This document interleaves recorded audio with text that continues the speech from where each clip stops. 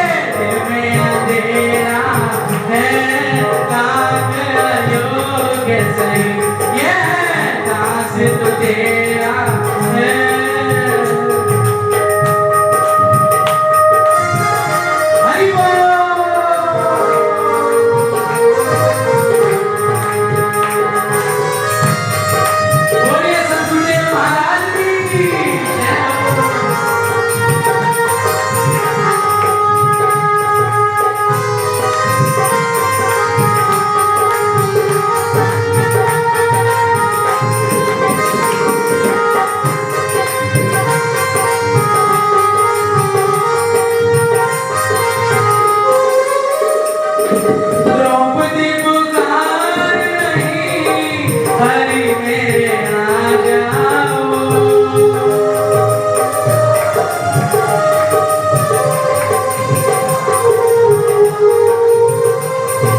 द्रौपदी पुकार रही, हरि मेरे आ जाओ।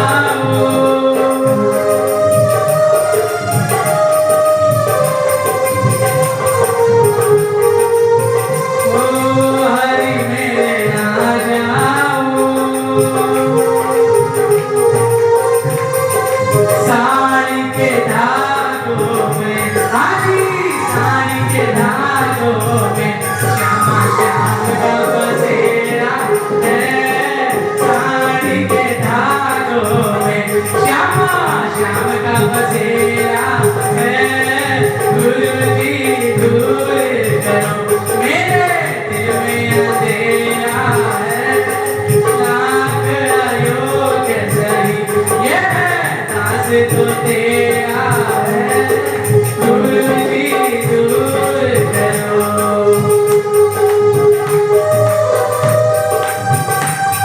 हरि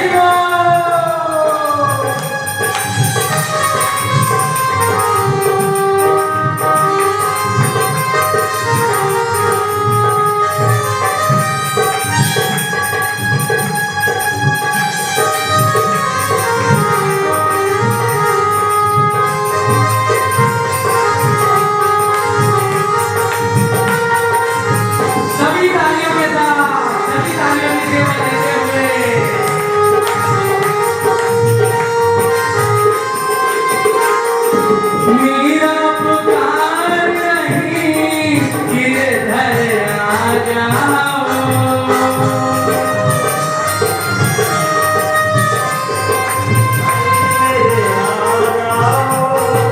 मीरा पुकार रही, गिरधर आ जाओ। मीरा पुकार रही, गिरधर आ जाओ। मेरे नटवर आ जाओ। मेरे मोहन आ जाओ। मीरा पुकार रही, गिरधर आ जाओ। मीरा पुकार रही, गिरधर आ जाओ।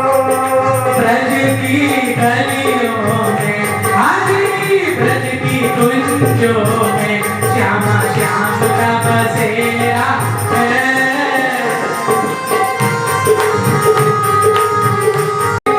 गलियों में मेरे श्याम का बसेरा है। गुरु जी दूर करो, मेरे दिल में अंधेरा है।